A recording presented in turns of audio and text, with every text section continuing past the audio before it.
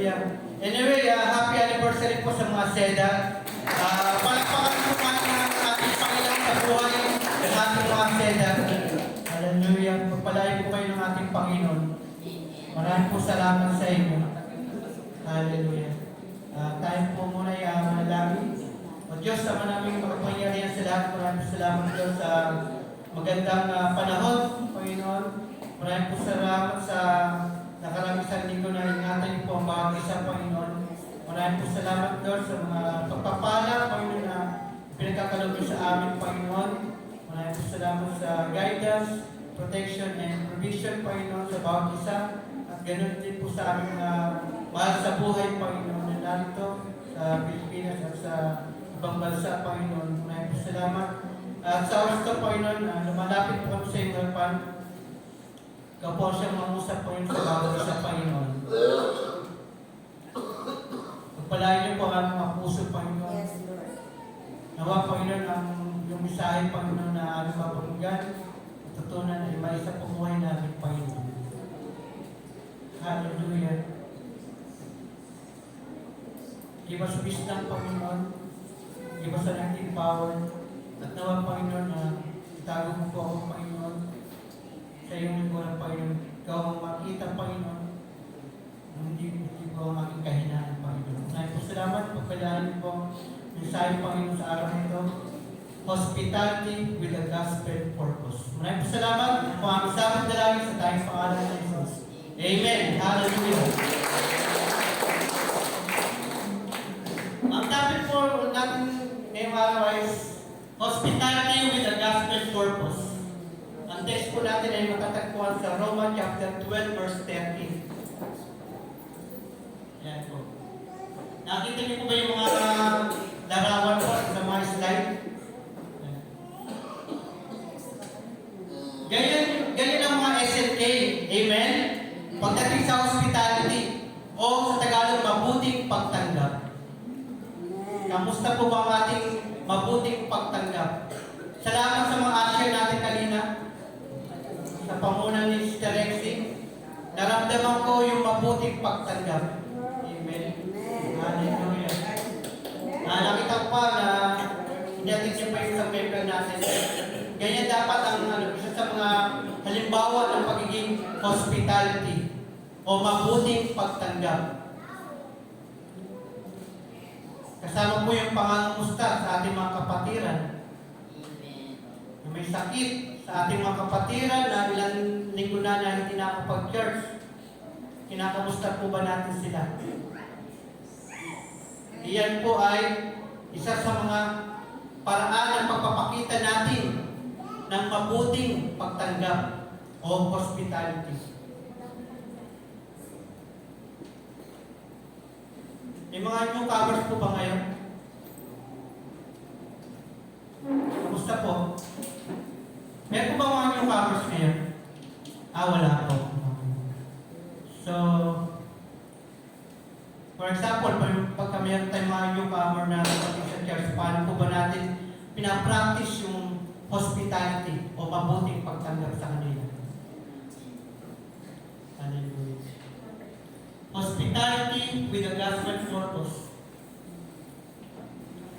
Paano po ba natin maibabahagi ang ebanghelyo sa pamamagitan ng mabuting pagtanggap?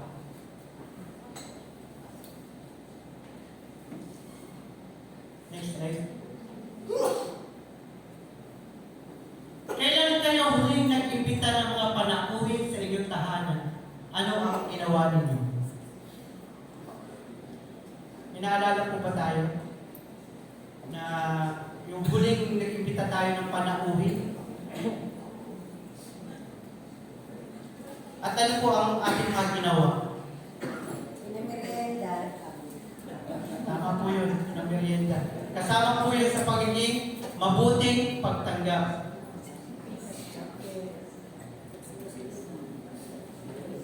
Pinagmerienda. Amen, hallelujah. Sa palagay niyo po ba,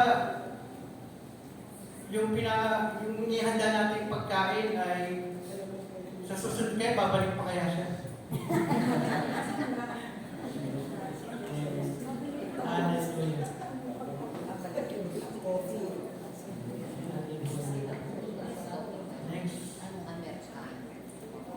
Mamaya po malalaman po natin yung importante ng mabuting pagtanggap. Amen. Hallelujah. At paano po natin sila i-welcome yung mga panauhin na pumunta sa ating mga tahanan. Ang verse po natin is Romans chapter 12 verse 13. Tumulong kayo sa pangailangan ng mga kapatid at patuloy ninyo ang mga taga-ibang lugar. It is a command. Tumulong kayo sa pangailangan ng mga kapatid at patuloy ninyo ang mga taga-ibang lugar. So meaning dapat alam po natin yung pangangailangan ng ating mga kapatid. Amen.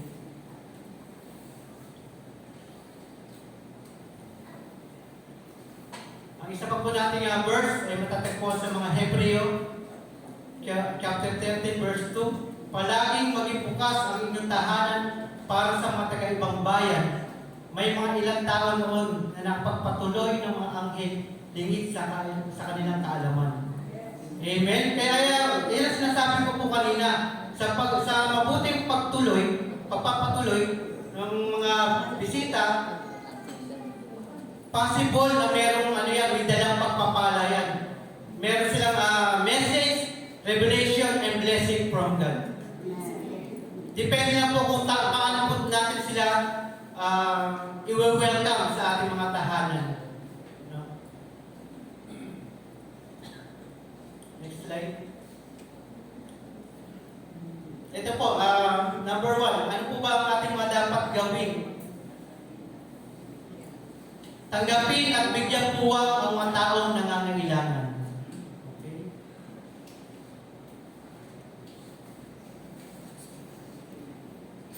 So, bago po tayo pumalaot,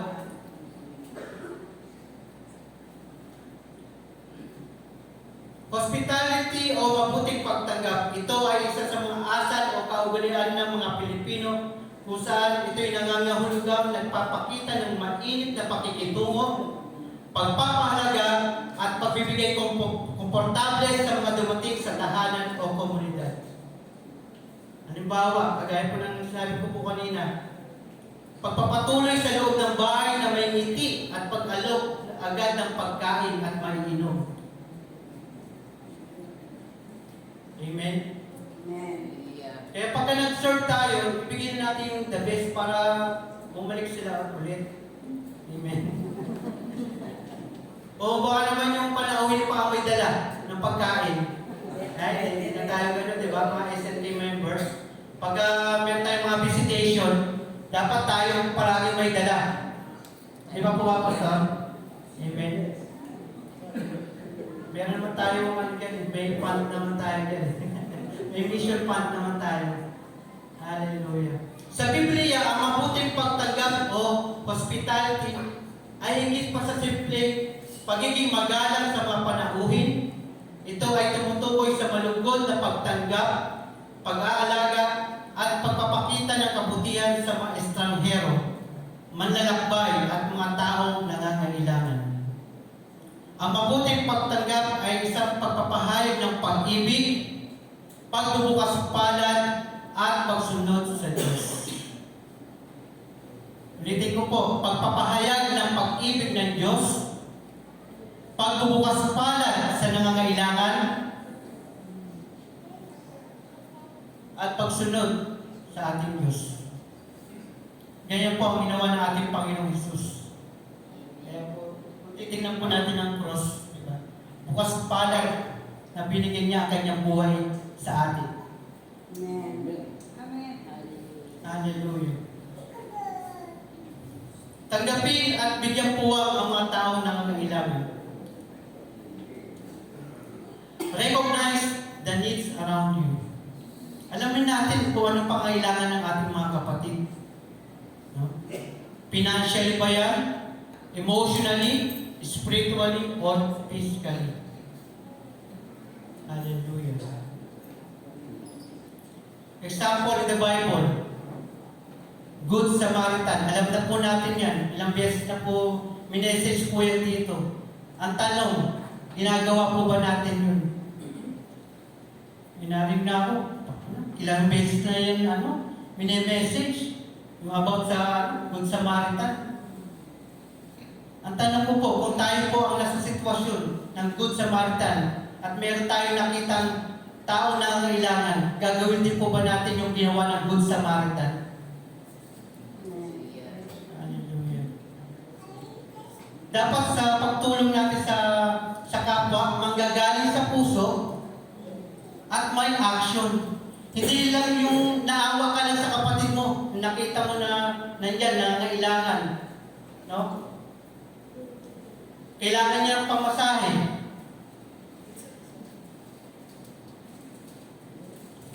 May kakilala ko. Efren ang pangalan niya. Efren. Humingi siya ng pamasahe sa tiyuhin niya papuntang Binangonan. Binigyan naman siya ng pamasahe ng kanyang tiyuhin. Binigyan siya. So, to make the long story short, nung nagkita mo ulit si Efren sa kanyang tiyuhin niya, nagpasalamat si Efren sa kanyang tiyuhin. Sabi, tiyuhin, maraming salamat sa binigay mong pamasahe. Dahil dyan, nakapunta po ako sa Binangonan. Sa ngayon, meron na po akong business sa Binangonan. Meron na po akong electronic shop. Palagpakan natin ang ating Panginoon. Sa simpleng pagbibigay natin sa ating kapwa, possible na magkakaroon niya ng blessing sa ating kapwa. At sa ating pagtulong sa ating kapwa, palagi natin tatandaan na lahat ng credit, lahat ng glory ay sa Panginoon lamang. Amen. Huwag natin pong aaminin yan. Sa Panginoon po yan. Maging channel of blessing po tayo. Ano man po yung biyaya na dumating sa ating buhay, i-share po natin yan. I-share. Open hand. Pagka open hand, may share, may blessing na papasok. Pero kung kaganyan tayo, wala. Hindi tayo magiging dalumin ng pagpapala. Amen. Sa ating pag-share sa ating kapwa, ang Panginoong Hesus ang mabibigyan ng kaluguran. Amen. Hallelujah.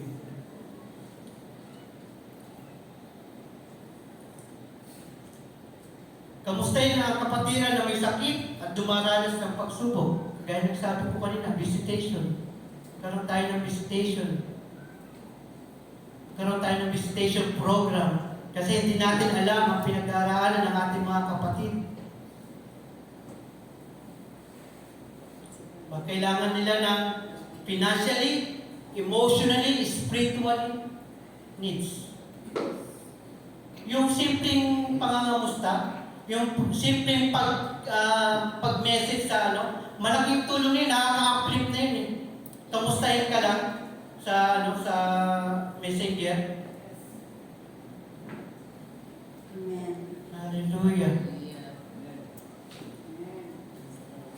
Give what God has given you. God bless us so we can bless others. Amen. Giving includes money, time, skills, food, and encouragement. You do not have to be rich to be generous. Hindi natin kailangan maging mayaman para mapagbigay tayo. Kung anong meron tayo, ibigay natin sa ating kapwa. Kagaya nung sinabi na ikwento ko kanina, binigyan lang ng pamasahe para makapunta lang sa Binangonan. Ngayon, may business na siya. Hallelujah. Giving reflects Christ's love. Tandaan po natin mga magulang at kapatid ko sa Panginoon, kung ano man po ang ginagawa natin sa ating kapwa, ay siyang ginagawa natin sa ating Panginoon. Amen. Yan po ay palagi po natin tandaan. And always give glory to God.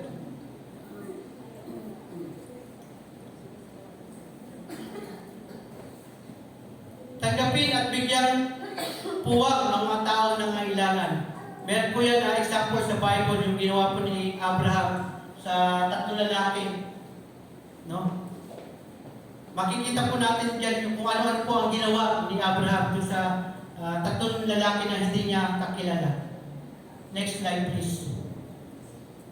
Yan, number 1, patakbo niyang sinalubong ng may paggalang, yung po siya. No, nakita niya sa malayo yung tatlong lalaki. Anong ginawa ni Abraham? Tumakbo pa siya.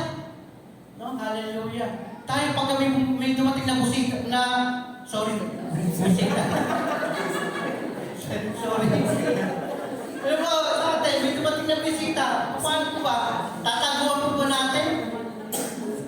Sorry po, ano na ako sa busita. Hallelujah. Paano po ba magiging mabuting pagtanggap natin sa panahon? Ano, tataguan natin? Di ba? Oh, yumuko pa siya. Nung dumating, yumuko pa siya. Alis yung mukha niya. Sumayo ito sa amin. Sa lupa eh. Nandun yung paggalang. Amen? Tumakbo. At nung malapit na siya dun sa tatlo, yumuko pa siya.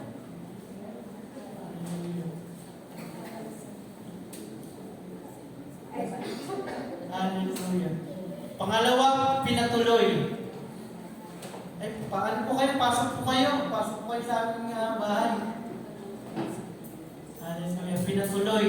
Pangatlo, nagbigay ng lugar kung saan komportable. Kung saan siya komportable. Hallelujah. Pang-apat, kumuha ng tubig panghugas ng paa. Siyempre, maano yun eh, kung magagaling sila sa paglalakbay. So, ibigay ng tubig si Abraham sa tatlong lalaki para hugasan ng kanyang mga paa. Pang-apat, naganda ng makakain. Naganda ng merienda, masarap. At last, may kagalakan sa paglilingkod. Amen? Dapat may kagalakan. Kung ano yung ginagawa natin, dapat nanggagaling sa puso. Amen? Hallelujah. Yan po yung mga ginawa po ni Abraham. At sa mga ginawa ni Abraham ay may blessing at message from God. Nasabi nung isang lalaki kay Abraham, sa susunod na taon, pagbalik ko dito sa ganitong panahon, manganganak si Sarah. Hallelujah.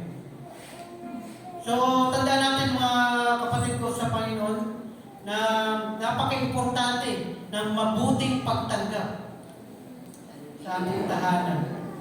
Hallelujah. Kung may darating na bisita sa inyo, painumin nyo, pakainin nyo. Maaari may kulay pa yung inumin. May malamig na hallelujah. Next. Number 2, makabuluhang pag-uusap tungkol sa Ebanghelyo. So ngayon,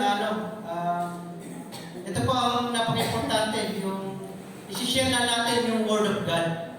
Hallelujah. Paano po natin i-share yung gospel sa ating kapwa, sa mga tao hindi natin kakilala? Paano natin may bahagi ang Ebanghelyo? Number 1, gawing makabuluhan ang pag-uusap. So, sa pag-uusap nyo, huwag na kayong magmaritisan. Focus lang kay Jesus. Amen? Huwag nyo na ang pag-usapan yung buhay ng kapitbahay. Amen? Hallelujah. So, sabi ko dito, gawing makabuluhan ang pag-uusap. Yung mga importante. Focus kay Jesus. Amen? Focus sa gospel. Hallelujah. Focus sa pag-ibig. Hallelujah. Sa dakilang pag-ibig ng Diyos. Sa kanyang pagpapatawad. Hallelujah. Number 2, makinig muna bago magsalita. No?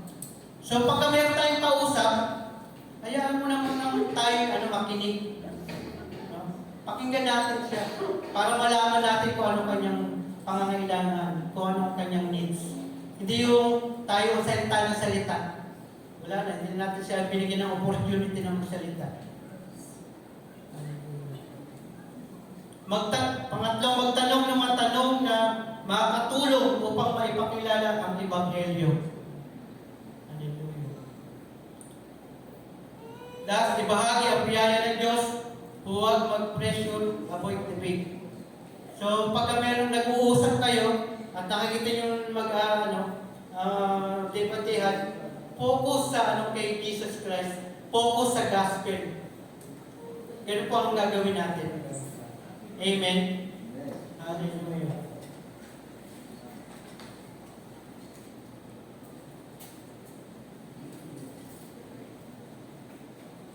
Number 3. Ipakita ang pag-ibig ni Kristo. Ipakita ang pag-ibig ni Kristo. Magsalita tungkol kay Jesus. So, pagkakausap mo na yung sinisiran mo, sabihin mo sa kanya, mahal ka ng Panginoon, napakadakila ng pag-ibig ng Diyos. Sabihin mo yung, sapagkat sa kagandahan loob ng Diyos, ikaw ay naligtas sa pamagitan ng pananampalataya. Hallelujah. At ito'y kaloob ng Diyos at hindi mula sa aking sarili. Amen. Hallelujah. So, sa pag-share, babahagi ng salita ng Panginoon, parati tayong mag-focus sa pag-ibig ni Kristo. Siya ang ibida natin sa ating conversation.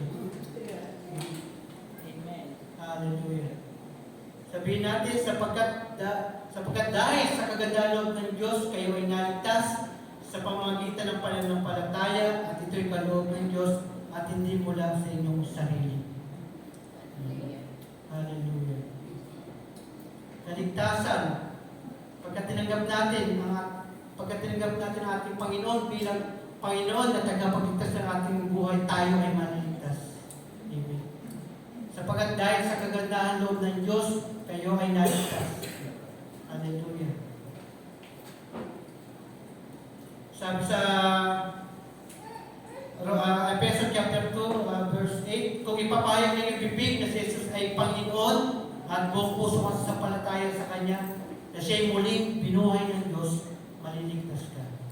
Hallelujah. Maging mabuting patotoo para kay Kristo. Ipakita ang pag-ibig ni Kristo sa ating mga gawa, sa ating mga kabutihan at malasakit, maipakita natin kung sino si Kristo. Sino po ba si Kristo sa ating buhay? Iyon po ang pwede natin i-share sa ating kapwa. Ano po ba ang ginawa ni Kristo sa aking buhay? Hallelujah. Meron po bang pagbabago? Nakikita po ba sa atin? Tandaan po natin mga gulang at kapatid sa Panginoon, dapat parati pong makita sa ating buhay si Kristo. Hallelujah.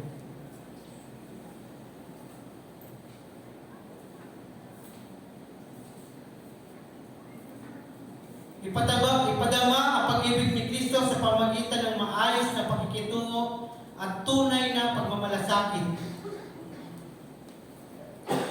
Natin napakadakila ng pag-ibig ng Diyos. Pinatunayan ng Diyos sa kanyang pag-ibig nang mamatay si Kristo para sa atin nung tayo makasalanan pa. Hallelujah.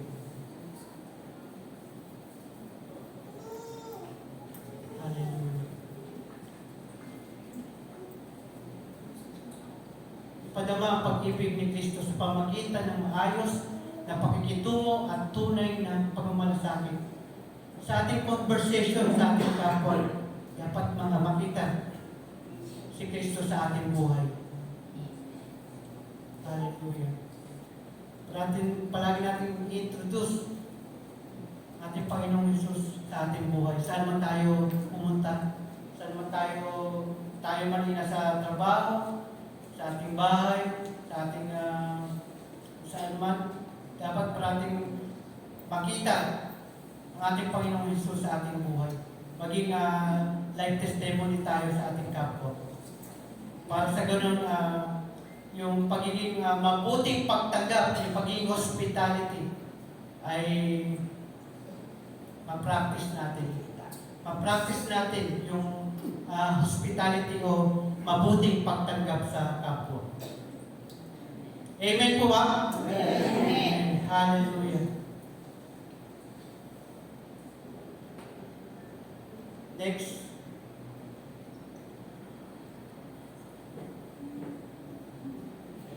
Conclusion.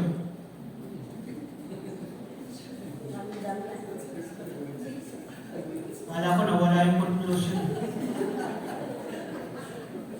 Sinahin natin mawawala pa yung conclusion. Pero may natutunan po ba tayo? Mga magulang at kapatid sa Panginoon. Hallelujah. Hospitality o mabuting pagtanggap. I-practice po natin yan mga magulang at kapatid ko sa Panginoon. Hallelujah. Hallelujah.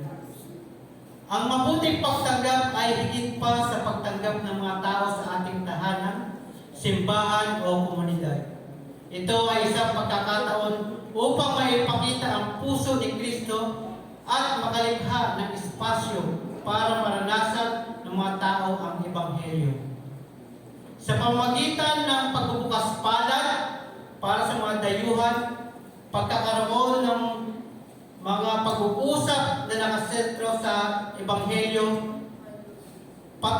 pagtulong sa mga tao na makilala si Kristo, makakalikha tayo ng mga pagkakataon kung saan ang mga estranghero ay nagiging kaibigan at ang mga puso ay nagiging bukas sa mensahe ni Jesus. Habang ibinabahagi natin ang ating buhay, naglilingkod sa iba, at itinuturo sila kay Jesus, tayo ay nagiging mga kasangkapan ng biyaya at pag-ibig ng Diyos. Purihin ang salita ng Panginoon. Purihin ang salita ng Panginoon. Oh, hallelujah.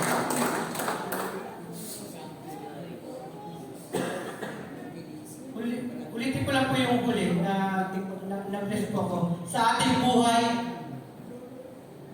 naglilingkod sa iba at itinuturo sila kay Jesus, tayo ay nagiging mga kasangkapan ng biyaya at pag-ibig ng Diyos. Hallelujah.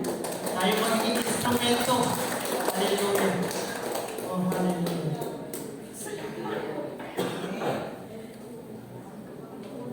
Salamat po sa inyong pakikinig. Ang pakikinig ay isa rin po sa pagiging hospitality sa pakikinig. Maraming po salamat sa inyong pakikinig. Invite ko po ang worship team at awit po tayo ng masayang awitin. Amen? Amen. Hallelujah. Kasi parang napaka-seryoso po natin lahat. Hallelujah.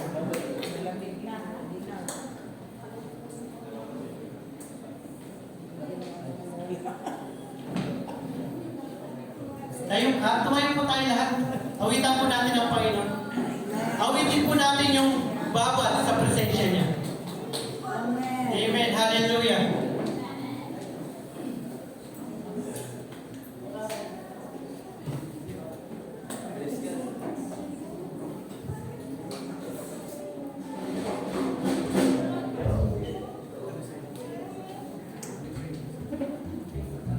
Awitin po natin ang babad. Babad sa salita